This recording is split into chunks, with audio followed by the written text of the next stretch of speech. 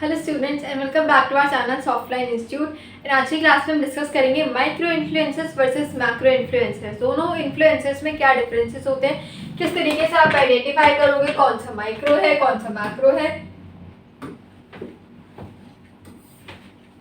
किसमें, इन्फ्लुएंसर्स में। Who is really driving e commerce sale, और इनमें से कौन सा जो इन्फ्लुएंसर है वो ई कॉमर्स की सेल को क्या कर रहे हैं, जनरेट कर रहे हैं। Understanding the power of influencers in e commerce marketing. E commerce marketing के अंदर इन्फ्लुएंसर्स किस तरीके से सेल्स को जनरेट कर रहे हैं। इंट्रोडक्शन देखते हैं। ऑब्जेक्टिव ऑफ दिस प्रेजेंटेशन, अब आज की क्लास का क्या ऑब्जेक्टिव है, अंडरस्टैंडिंग द डिफरेंसेस, अंडरस्टैंड करें differences between macro and micro influencers. Evaluate which group has a bigger impact on e-commerce sale. E-commerce sale पर किसका bigger impact है. Explore real world examples and यहाँ पर ये example ये बने. Then importance of influencer marketing in e-commerce. E-commerce में influencers की marketing की importance क्या है.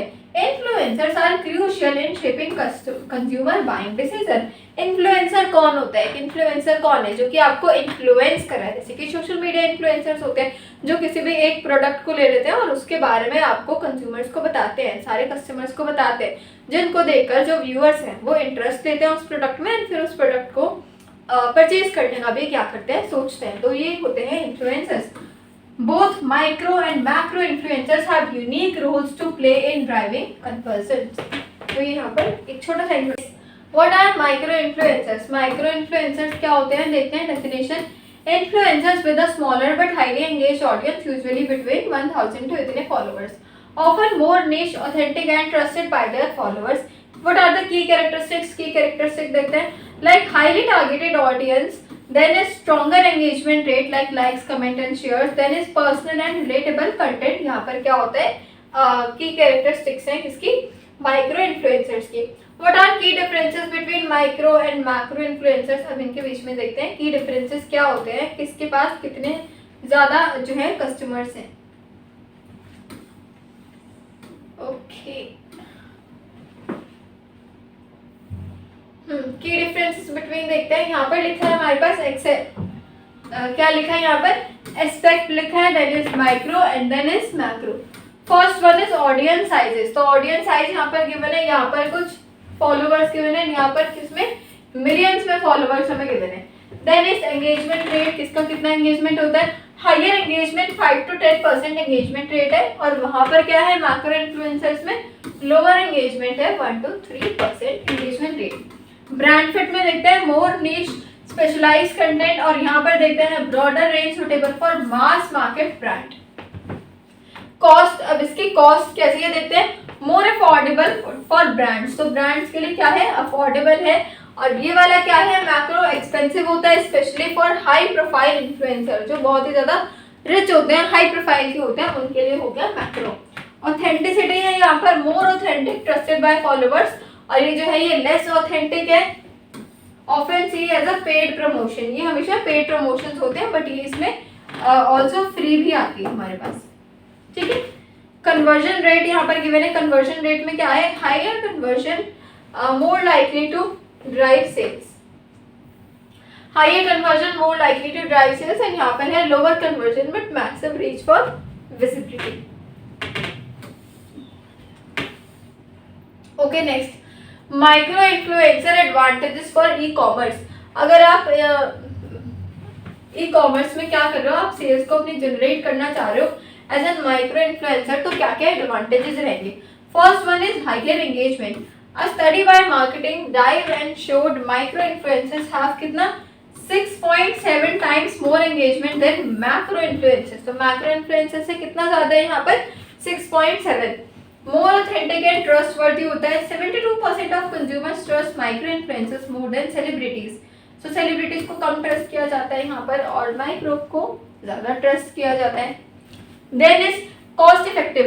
Example, a small beauty brand Glossier started its rise using micro influencer who shared personal review of products on social media.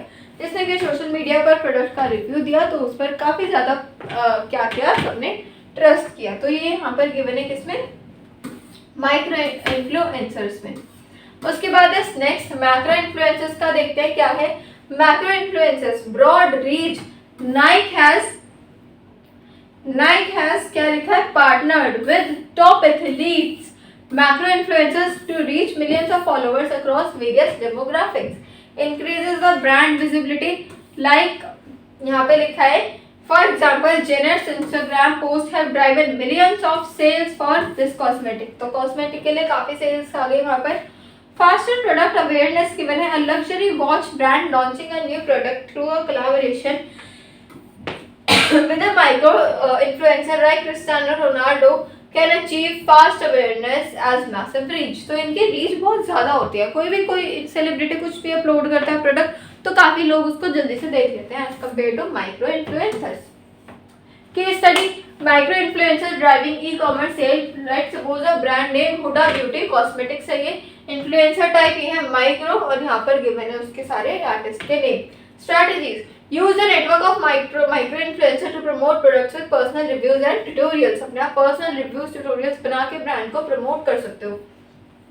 Outcome, high engagement and trust within niche beauty communities leading to organic convergence and then growth. Result देखते हैं यहाँ पर क्या result रहेगा फिर. Significant increases in sale, especially in specific demographics like Asian beauty consumers. तो यहाँ पर ये given है हमें इसका significance and result. तो ये हो गया माइक्रो. देन इस case study for the macro influencers. Like brand given है यहाँ पे Gymshark fitness apparel. Influencer type कैसे है, ये मैक्रो है, fitness trainers and YouTube celebrities. Strategies क्या रहती है, partnered with fitness celebrities to create massive visibility around product launches. Outcome क्या है, major increase in brand awareness and follower outcome. ये इसका आउटकम रहेगा. Result, revenue grew to $100 million by leveraging influencer partnership. तो काफी ज्यादा क्या है इसमें, जल्दी हो जाता है इसमें अगर आप क्या करते हो, इससे आप ई कॉमर्स से सेल जनरेट करते हो बाय मैक्रो इन्फ्लुएंसर. और माइक्रो में भी होता है बट थोड़ा सा टाइम लगता है माइक्रो इन्फ्लुएंसर्स को. Then is which influencer type drives more e commerce sale. अब कौन सा इनमें से ऐसा है जिसके पास सबसे ज्यादा सेल्स होती है, तो वो हम देखते हैं यहाँ पर. Micro influencers tend to drive higher conversion rates due to their targeted engaged audience. Macro influencers are better for awareness and reaching larger diverse market but not drive as much as direct sales. Which was better for your brand? Micro influencers ideal for niche markets, small budgets and high engagement. Macro influencers great for broad exposure. बड़े exposure के लिए क्या है, अच्छा है. Product launches के लिए and mass market visibility के लिए जो है वो मैक्रो जो हमने पढ़ी मैक्रो इन्फ्लुएंसर्स की रीच वो ज़्यादा अच्छी है. तो ये थी हमारी आज की क्लास, इसमें कि हमने थ्योरेटिकली देखा माइक्रो वर्सेस मैक्रो इन्फ्लुएंसर्स. तो इसी तरीके की मोर इंटरेस्टिंग वीडियोस के लिए बने रहिए चैनल पर. Thank you so much for watching.